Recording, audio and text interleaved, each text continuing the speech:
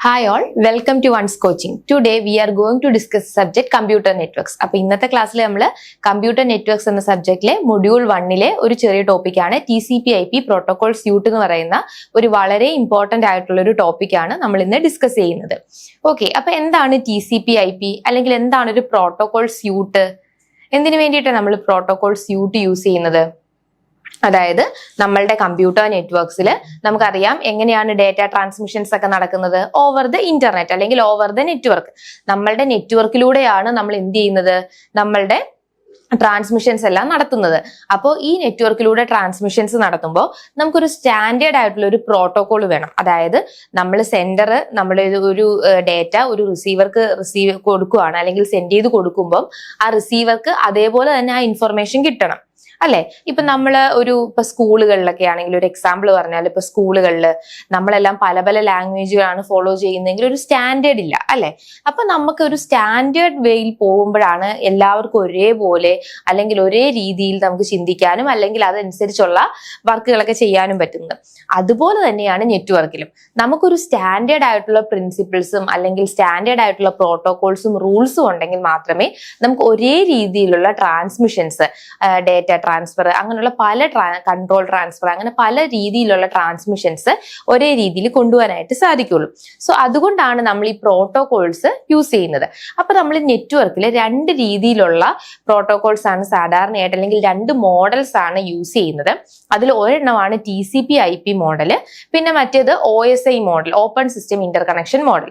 അപ്പൊ ഇന്നത്തെ ക്ലാസ്സിൽ നമ്മൾ ഈ TCP/IP പ്രോട്ടോകോൾ സ്യൂട്ട് എന്താണ്, അത് എന്തിനു വേണ്ടിയിട്ടാണ് യൂസ് ചെയ്യുന്നത്, അത് അതിന്റെ കുറച്ച് എങ്ങനെയാണ് അത് വർക്ക് ചെയ്യുന്നത് എന്നുള്ള കാര്യമാണ് ഇന്നത്തെ ക്ലാസ്സിൽ ഡിസ്കസ് ചെയ്യുന്നത്. ഓക്കെ, അപ്പൊ നമുക്ക് എന്താണ് TCP/IP പ്രോട്ടോകോൾ സ്യൂട്ട് എന്ന് നോക്കാം. ഫസ്റ്റിലെ ആ TCP മീൻസ് എന്താണ്? Transmission control protocol bar internet protocol എന്നാണ് അതിന്റെ ആ ഫുൾ ഫോം. TCP/IP ഇത് വളരെ ഇമ്പോർട്ടന്റ് ആണ്. TCP/IP മീൻസ് എന്താണ്? Transmission control protocol bar internet protocol. അതാണ് TCP/IP എന്ന് നമ്മൾ പറയുന്നത്. അതിന്റെ ഒരു എക്സ്പാൻഷൻ ആണ് ഇവിടെ കൊടുത്തേക്കുന്നത്. അപ്പൊ നമ്മൾ ശരിക്കും ഞാൻ നേരത്തെ പറഞ്ഞ പോലെ തന്നെ പ്രോട്ടോകോൾസ് എപ്പോഴും യൂസ് ചെയ്യുന്നത് നമ്മളുടെ എന്താണ്, നമുക്കിപ്പോ ഒരു ട്രാഫിക് റൂൾസ് ഉണ്ട് അല്ലെ. നമ്മൾ റോഡിലോട്ട് വണ്ടി ഇറക്കുന്നു, നമ്മൾ ആ ട്രാഫിക് റൂൾസ് ഫോളോ ചെയ്യണം. അതായത് വണ്ടി ഓടിക്കുമ്പോൾ നമ്മൾ ലെഫ്റ്റ് സൈഡ് കീപ്പ് ചെയ്യണം, റെഡ് കാണുമ്പോൾ നമ്മൾ സ്റ്റോപ്പ് ചെയ്യണം, പിന്നെ ഗ്രീൻ സിഗ്നൽ കാണുമ്പോൾ നമുക്ക് മൂവ് ചെയ്യാം. അങ്ങനെയുള്ള ഓരോ റൂൾസ് ഉണ്ട്. അപ്പൊ അത് എല്ലാവരും എന്തിനാണ് ആ റൂൾസ് ഫോളോ ചെയ്യുന്നത്? അതായത് എല്ലാവർക്കും ഒരേ ഒരു പ്രോപ്പർ സ്റ്റാൻഡേർഡ് വേയിലൂടെ പോകാൻ വേണ്ടിയിട്ടാണ്. അല്ലെങ്കിൽ ഒരാൾ ലെഫ്റ്റ് സൈഡിൽ കൂടെ വണ്ടി ഓടിക്കും, ഒരാൾ റൈറ്റ് സൈഡിൽ കൂടെ വണ്ടി ഓടിക്കും. അപ്പൊ തോന്നുന്ന രീതിയിൽ ചിലടത്ത് വൺ വേ ഉണ്ട്, വൺ വേ ആകുമ്പോൾ ഒരു സൈഡിൽ കൂടെ മാത്രമേ പോകാവുള്ളൂ.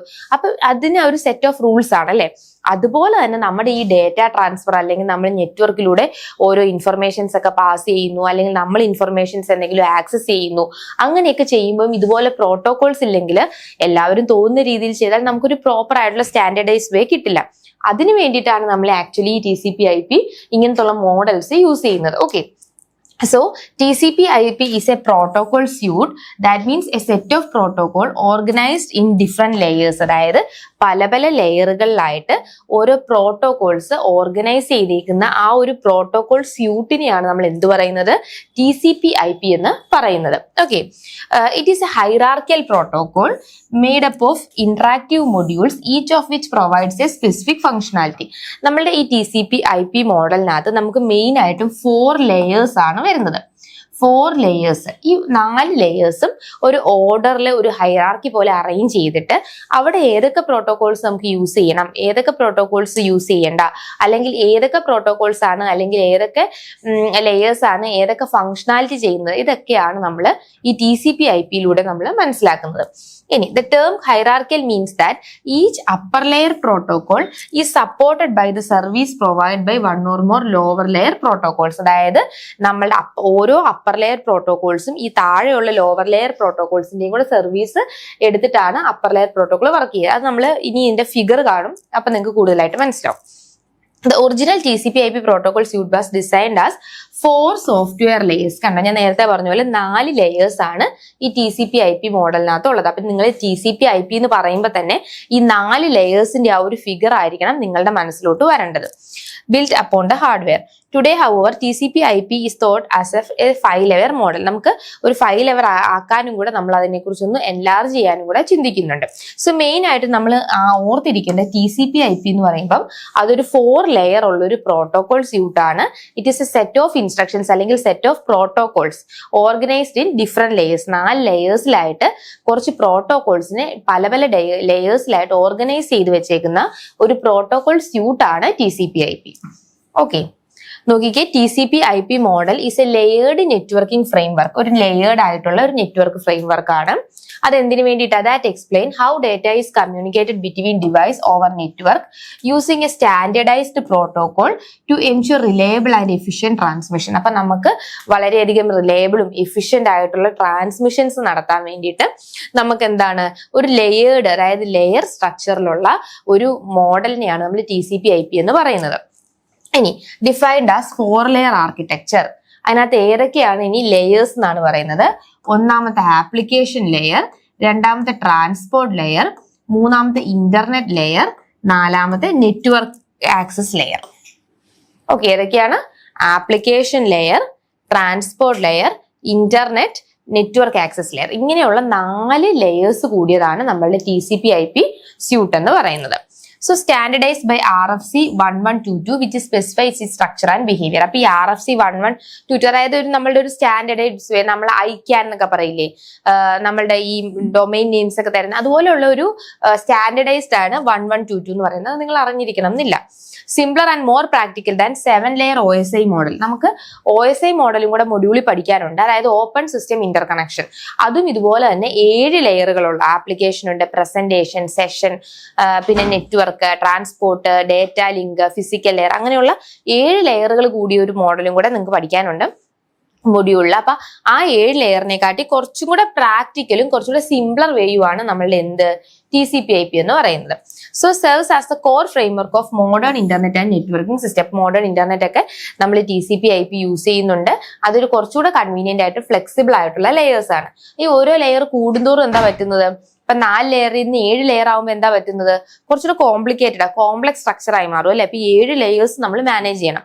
അപ്പൊ കുറച്ചുകൂടെ കൺവീനിയന്റ് ആയിട്ടും സിംപ്ലർ ആണ് ഈ TCP/IP എന്ന് പറയുന്നത്. ഓക്കെ, ഇതാണ് നമ്മളുടെ ഫിഗർ. അപ്പൊ ഞാൻ നേരത്തെ പറഞ്ഞ പോലെ TCP/IP എന്ന് പറയുമ്പോൾ നിങ്ങൾ ഈ ലെയേഴ്സ് വളരെയധികം ക്ലിയർ ആയിട്ട് മനസ്സിലാക്കണം. ഫസ്റ്റ് ലെയർ എന്ന് പറയുന്ന application layer, second transport layer, മൂന്നാമത്തെ ഇന്റർനെറ്റ് ലെയർ, നാലാമത്തത് network access link layer. Clear? അപ്പം ഈ ഓരോ ലെയേഴ്സ് പഠിച്ചു കഴിയുമ്പോൾ ഇനി എങ്ങനെയാണ് ട്രാൻസ്മിഷൻ നടക്കുക എന്ന് നിങ്ങൾക്ക് മനസ്സിലാവും. അപ്പൊ നമ്മൾ ഈ ഓരോ ലെയേഴ്സും എന്താണെന്നുള്ളതാണ് ഇനി നോക്കാൻ പോകുന്നത്. ഓക്കെ, ഈ ഓരോ ലെയേഴ്സിനെയും ഡീറ്റെയിൽഡ് ആയിട്ടുള്ള എന്തിനു വേണ്ടിയിട്ടാണ് അത് യൂസ് ചെയ്യുന്നത്, ഏത് പ്രോട്ടോകോൾ ആണ് യൂസ് ചെയ്യുന്നതെന്നാണ് പറയുന്നത്. അതിന്റെ കുറച്ചുകൂടെ ഡീറ്റെയിൽ ആയിട്ട് നമ്മൾ ക്ലാസ്സിൽ ഡിസ്കസ് ചെയ്യും.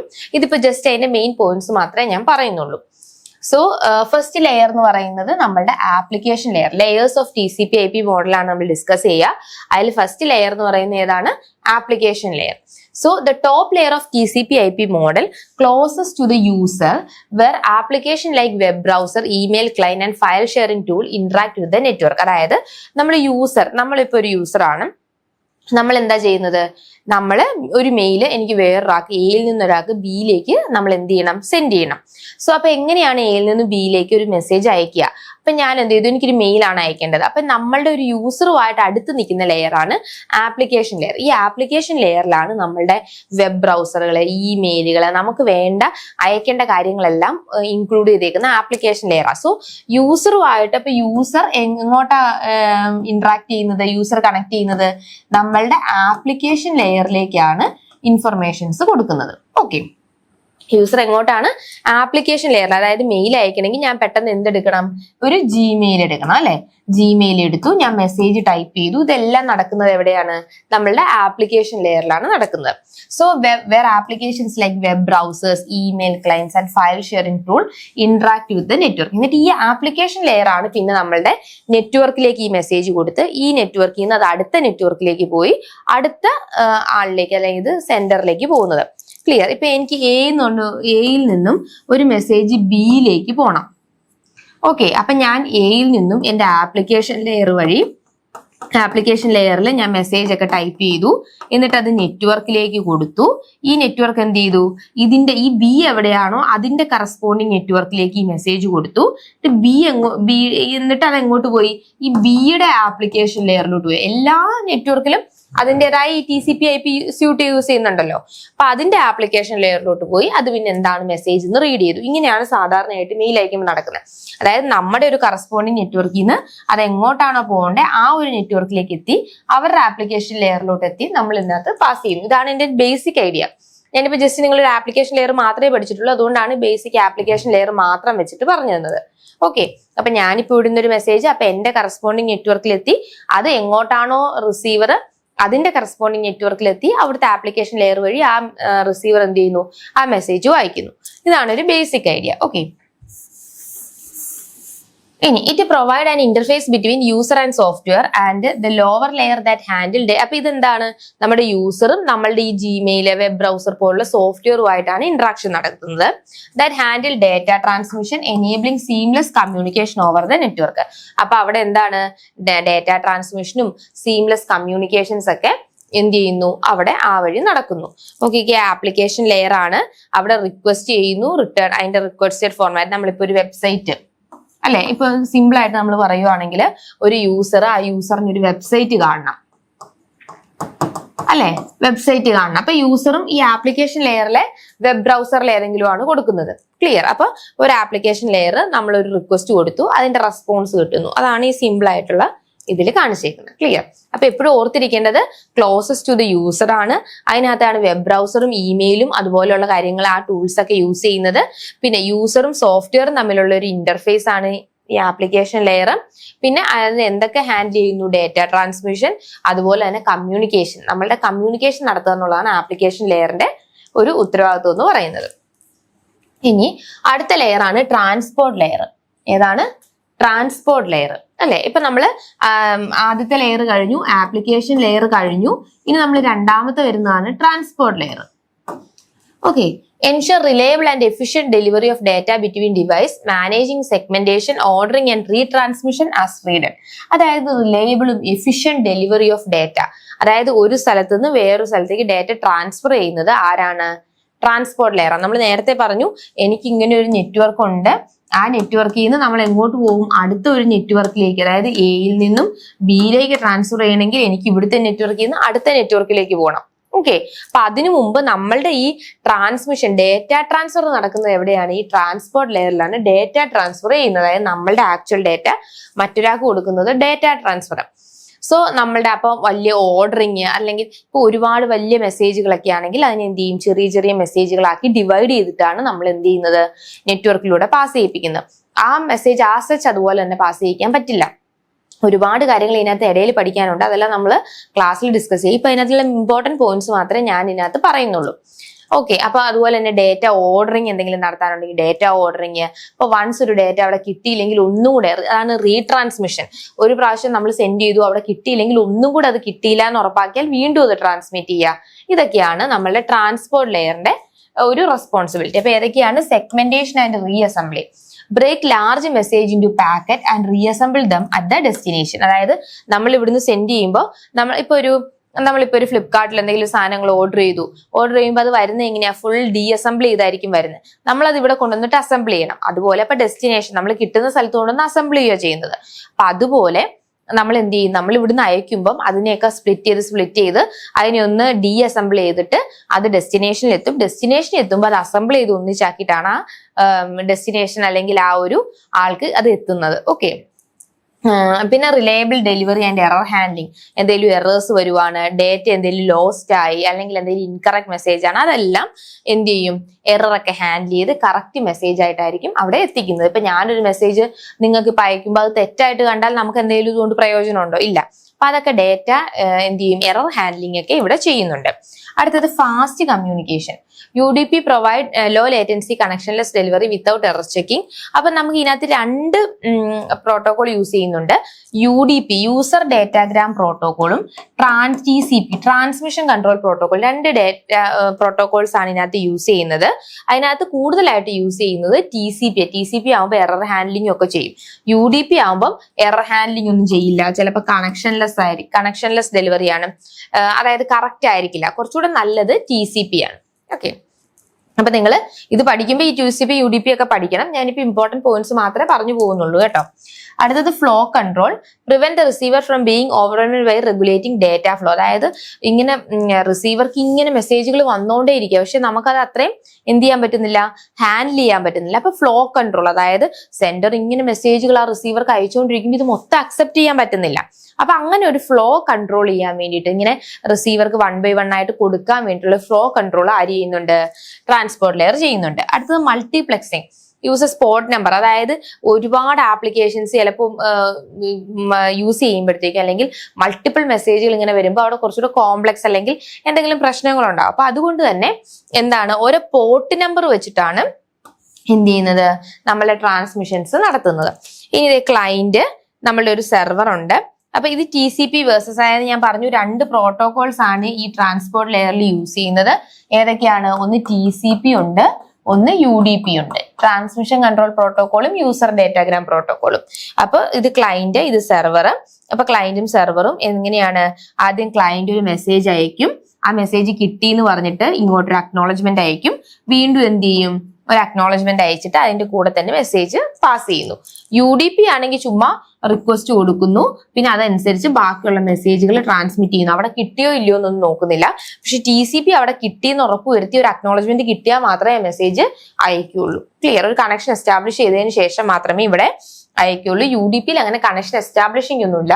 നമ്മൾ റിക്വസ്റ്റ് കൊടുക്കുന്നു, അടുത്തതായിട്ടുള്ള മെസ്സേജുകൾ അയച്ചു പോകുന്നു. ഓക്കെ, ഇനി അടുത്തതാണ് മൂന്നാമത്തെ ലെയർ, ഇന്റർനെറ്റ് ലെയർ. ഇപ്പൊ നമ്മൾ എവിടം വരെ ആക്കി വെച്ചിട്ടുണ്ട്, നമുക്ക് ആപ്ലിക്കേഷൻ, ഇപ്പൊ എനിക്കൊരു മെയിൽ അയക്കണമെങ്കിൽ ഞാനിപ്പോ ഒരു മെയില് എനിക്ക് കിട്ടി, അതായത് ഞാൻ Gmail എടുത്തു, ഞാൻ ഇതൊക്കെ ടൈപ്പ് ചെയ്ത് കഴിഞ്ഞിട്ട് ട്രാൻസ്പോർട്ട് ലെയറിൽ എനിക്ക് ഇതിന്റെ ഡേറ്റ ട്രാൻസ്ഫർ ചെയ്യാൻ വേണ്ടിയിട്ട് ഉള്ള അത്രയും സ്റ്റേജ് ആക്കി. ഇനി ഇത് നെറ്റ്വർക്കിൽ ഇട്ടാൽ മാത്രമേ, നെറ്റ്വർക്ക് വഴിയാണ് ഇത് ട്രാൻസ്ഫർ ചെയ്യേണ്ടത്. ഓക്കെ, അപ്പൊ ഡേറ്റ പോവാനും വരാനും ഉള്ള കാര്യങ്ങളൊക്കെ ചെയ്തു വെച്ചു, അതായത് കണക്ഷനൊക്കെ എസ്റ്റാബ്ലിഷ് ചെയ്തു, സെർവർ ഇന്ന സെർവറിലേക്ക് ആണ് അയക്കേണ്ടത് എന്നുള്ളതൊക്കെ പറഞ്ഞു. ഇനി എനിക്കത് നെറ്റ്വർക്കിൽ ഇട്ടാൽ മാത്രമേ, നെറ്റ്വർക്ക് വഴിയാണ് കമ്മ്യൂണിക്കേറ്റ് ചെയ്യേണ്ടത്. ഓക്കെ, അപ്പൊ ഞാനിത് നെറ്റ്വർക്കിലേക്ക് ഇടാൻ പോവാ. So responsible for addressing, packaging and routing data packets so that they can travel across network. ഇനി നമ്മൾ ഇതിനെ നെറ്റ്വർക്കിലേക്ക് ഇട്ടിട്ട് നെറ്റ്വർക്കിൽ നിന്നാണ് ഇത് ഡെസ്റ്റിനേഷനിലേക്ക് എത്തുന്നത്. ഓക്കെ, അപ്പോൾ it ensure that the data can move different network efficiently. അപ്പൊ നമ്മൾ സോഴ്സിൽ നിന്നും ഇതുപോലെ നമ്മൾ ഈ ഓരോ ഡേറ്റയെ നമ്മൾ ഇന്റർനെറ്റിൽ പറയുന്ന, അതായത് നെറ്റ്വർക്ക് ലെയറിൽ പറയുന്ന പേര് പാക്കറ്റ്സ് എന്നാണ് പറയുന്നത്. സോ ഈ പാക്കറ്റ്സ് വഴി ഓരോ ഡേറ്റയെ നമ്മൾ എന്ത് ചെയ്യുന്നു, ഡെസ്റ്റിനേഷൻ അഡ്രസ്സിലേക്ക് എത്തിക്കുന്നു. സോ അതാണ് പറഞ്ഞേക്കുന്നത്, ഓരോ പാക്കറ്റ്സിനെ നമ്മൾ ഇത് എങ്ങോട്ട് എത്തിക്കുന്നു, ഡെസ്റ്റിനേഷനിലേക്ക് എത്തിക്കുന്നു, അതായത് ഓവർ ദ നെറ്റ്വർക്ക്. അതായത് ഇപ്പൊ എനിക്കൊരു നെറ്റ്വർക്ക് ഉണ്ട്, ഇതാണ് എന്റെ നെറ്റ്വർക്ക്, അത് നമ്മൾ ഈ പല പല നെറ്റ്വർക്കിലൂടെ പോയി നമ്മുടെ ഡെസ്റ്റിനേഷൻ നെറ്റ്വർക്കിലേക്ക്, B എന്ന് പറയുന്ന ആ ഒരു നെറ്റ്വർക്കിലേക്ക് എത്തിക്കുന്നു. ഓക്കെ, ഇനി അതിനകത്ത് ചെയ്യുന്ന എന്തൊക്കെയാണ്, logical addressing, assigning IP address assign ചെയ്ത് കൊടുക്കുന്നു, സോഴ്സും ഡെസ്റ്റിനേഷനും ഒക്കെ അറിയാൻ വേണ്ടിയിട്ട്. പിന്നെ packet routing, determine the best path, അതായത് നമുക്കിപ്പോ നെറ്റ്വർക്കിലൂടെ ട്രാവൽ ചെയ്യുമ്പോൾ നമുക്കിപ്പോ ഇവിടുന്ന് എറണാകുളം വരെ പോകണമെങ്കിൽ എനിക്ക് പല പല വഴിയുണ്ട്, അതിനകത്ത് ഏറ്റവും ബെസ്റ്റ് വഴി ഏതാണ്, കുറച്ച് കൊളീഷൻ ഒക്കെ, അതായത് കുറച്ചുകൂടെ റഷ് കുറവുള്ള ഏതാണ്, അതൊക്കെ നോക്കിയിട്ടാണ്. അതുകൊണ്ടാണ് പാക്കറ്റ് റൂട്ടിങ്, ഏതാണ് ബെസ്റ്റ് പാത്ത്, ഈ ഏത് നെറ്റ്വർക്കിലൂടെയൊക്കെയാണ് പോകേണ്ടത്. ഒരുപാട് നെറ്റ്വർക്ക് കിടക്കുമല്ലേ. ഇനി അടുത്തത് ഫ്രാഗ്മെന്റേഷൻ ആൻഡ് റീഅസംബ്ലി, അതായത് വലിയ പാക്കറ്റുകളെ ചെറുതായിട്ടൊക്കെ ബ്രേക്ക് ചെയ്ത് പിന്നെ അത് അവിടെ ചെല്ലുമ്പോൾ ഡെസ്റ്റിനേഷൻ ചെല്ലുമ്പോൾ റീഅസംബിൾ ചെയ്യുന്നുണ്ട്. പ്രോട്ടോകോൾ സപ്പോർട്ട്, ഇതിനകത്ത് യൂസ് ചെയ്യുന്നത് ഇന്റർനെറ്റ് പ്രോട്ടോകോൾ എന്ന് പറയുന്ന പ്രോട്ടോകോൾ ആണ്. പിന്നെ അതിനകത്ത് ICMP, എറർ കണ്ടുപിടിക്കാനായിട്ട് ICMP എന്ന് പറഞ്ഞ പ്രോട്ടോകോൾ യൂസ് ചെയ്യുന്നുണ്ട്. പിന്നെ അഡ്രസ് ഒക്കെ കറക്റ്റ് ആയിട്ട് ഫോളോ ചെയ്യാൻ വേണ്ടി അഡ്രസ് റെസൊല്യൂഷൻ പ്രോട്ടോകോളും യൂസ് ചെയ്യുന്നുണ്ട്. ക്ലാസ്സിൽ ഇത് ഞാൻ ഡീറ്റെയിൽ ആയിട്ട് പറഞ്ഞിട്ടുണ്ട്, എന്തെങ്കിലും ഡൗട്ട് ഉണ്ടെങ്കിൽ ക്ലാസ് കണ്ടാൽ മതി. അടുത്തത് നാലാമത്തെ ലെയർ ആണ് നെറ്റ്വർക്ക് ആക്സസ് ലെയർ. ഇനി responsible for physically transmitting data over network hardware including cable, switch and wireless connection. ഇനി നമ്മൾ വൈഫൈ വഴിയൊക്കെ നമ്മൾ എന്ത് ചെയ്യുന്നു, ഡേറ്റ ട്രാൻസ്ഫർ ചെയ്യുന്നു. ഇപ്പൊ നെറ്റ്വർക്കിൽ നിന്ന് നമ്മളുടെ എന്ത് ചെയ്തു, നമുക്ക് ആ ഒരു ഡിവൈസിലേക്ക് ഇനി ആ ഡേറ്റ എത്തണ്ടേ. ഇപ്പൊ നമ്മൾ ജിമെയിൽ വഴി ഞാനിപ്പോ ഒരു മെസ്സേജ് ടൈപ്പ് ചെയ്തു, അതിനെ എങ്ങനെയാണ് ട്രാൻസ്പോർട്ട് ചെയ്യുന്നത്, അതിന്റെ എറർ ഹാൻഡ്ലിങ്ങും അങ്ങനെയുള്ള കാര്യങ്ങളൊക്കെ ട്രാൻസ്പോർട്ട് ലെയർ ചെയ്തു, അത് നെറ്റ്വർക്കിലേക്ക് ഇട്ട് ഇപ്പൊ എന്റെ നെറ്റ്വർക്കിലെത്തി. ഇനി എനിക്കത് ആ മെസ്സേജ് ആയിട്ട് വായിക്കണം, അതിന് വേണ്ടിയിട്ടുള്ളതാണ് ഈ network access layer. Okay, network access layer അതായത് ഇപ്പൊ ഒരു യൂസർ അതിന്റെ ആപ്ലിക്കേഷൻ ലെയറിലേക്ക് ആ ഡേറ്റ ടൈപ്പ് ചെയ്തിട്ടു, അതിന്റെ ട്രാൻസ്പോർട്ട് ലെയറിൽ അതിന്റെ എല്ലാ കാര്യങ്ങളും ട്രാൻസ്പോർട്ട് ലെയർ ചെയ്തു, പിന്നെ അതിനെ നമ്മൾ കറസ്പോണ്ടിങ് നെറ്റ്വർക്കിലേക്ക് ഇട്ടു, നെറ്റ്വർക്കിൽ നിന്ന് അത് എങ്ങോട്ടിടും, നെറ്റ്വർക്ക് ആക്സസ് ലിങ്കിലേക്ക് ഇടും. ഇനി ആ ഒരു ഡേറ്റയാണ് ഈ ഒരു ഇതിലേക്ക് നെറ്റ്വർക്കിലൂടെ ആ ഒരു ഡേറ്റയാണ് അടുത്ത ഡെസ്റ്റിനേഷനിലേക്ക് ഇത് ഷെയർ ചെയ്ത് പോകുന്നത്. So physically transmitting over network including cable, switch and wireless connection. It handle how data is formatted for the network medium and ensure it reach next device on the path. അതായത് ഈ നെറ്റ്വർക്കിൽ നിന്ന് വരുന്ന ഡേറ്റയും നമ്മൾ നെറ്റ്വർക്കിലേക്ക് തിരിച്ച് അയക്കുന്ന ഡേറ്റയ്ക്ക് ഒന്ന് ഫോർമാറ്റ് ചെയ്യാന്നൊക്കെ ഉള്ളതാണ് എന്തിന്റെ ഒരു ഫംഗ്ഷൻ എന്ന് പറയുന്നത്, നെറ്റ്വർക്ക് ആക്സസ് ലെയറിന്റെ ഫംഗ്ഷൻ, അല്ലെങ്കിൽ ലിങ്ക് ലെയർ എന്നും കൂടെ പറയാറുണ്ട്. അതായത് linking. Okay, physical transmission bit wise ആയിട്ട് ട്രാൻസ്ഫർ ചെയ്യുന്ന ഒരു ഡ്യൂട്ടി ആർക്കാണ്, നമ്മളുടെ ഈ ഒരു നെറ്റ്വർക്ക് ലെയർ അല്ലെങ്കിൽ ലിങ്ക് ലെയറിനാണ്, നെറ്റ്വർക്ക് ആക്സസ് ലെയർ അല്ലെങ്കിൽ ലിങ്ക് ലെയറിനാണ്. അപ്പൊ ഇത് നമ്മൾ ഡൗട്ട് എന്തെങ്കിലും ഉണ്ടെങ്കിൽ ക്ലാസ് കണ്ടാൽ മതി. അപ്പൊ നമ്മൾ ഇന്നത്തെ ക്ലാസ്സിൽ TCP/IP പ്രോട്ടോകോൾ സ്യൂട്ടിനെ കുറിച്ചാണ് പറഞ്ഞത്. എന്തിനാണ് പ്രോട്ടോകോൾ സ്യൂട്ട് നമ്മൾ യൂസ് ചെയ്യുന്നത്, ഒരു കറക്റ്റ് ആയിട്ടുള്ള ഒരു ട്രാൻസ്മിഷൻ നടത്താൻ വേണ്ടിയിട്ട് അല്ലെ. നമ്മൾ സെറ്റ് ഓഫ് പ്രോട്ടോകോൾസ് ആണ് അതിനകത്തുള്ളത്. ഒരു സ്റ്റാൻഡേർഡ് വേയിൽ കമ്മ്യൂണിക്കേഷൻ പോസിബിൾ ആക്കുക അല്ലെങ്കിൽ ട്രാൻസ്മിഷൻ പോസിബിൾ ആക്കാൻ വേണ്ടിയിട്ടാണ് നമ്മൾ TCP/IP യൂസ് ചെയ്യുന്നത്. 4 ലെയേഴ്സ് ആണുള്ളത്. ഏതൊക്കെയാണ്, application layer, transport layer, internet layer, link layer, ഇങ്ങനെ 4 ലെയേഴ്സ് ആണ് അതിനകത്തുള്ളത്. ഇപ്പൊ TCP/IP പറയുമ്പോൾ തന്നെ നിങ്ങൾ ആ 4 ലെയേഴ്സും വളരെയധികം ക്ലിയർ ആയിട്ട് മനസ്സിലാക്കണം. With this I am concluding this session. Thank you. Keep watching once.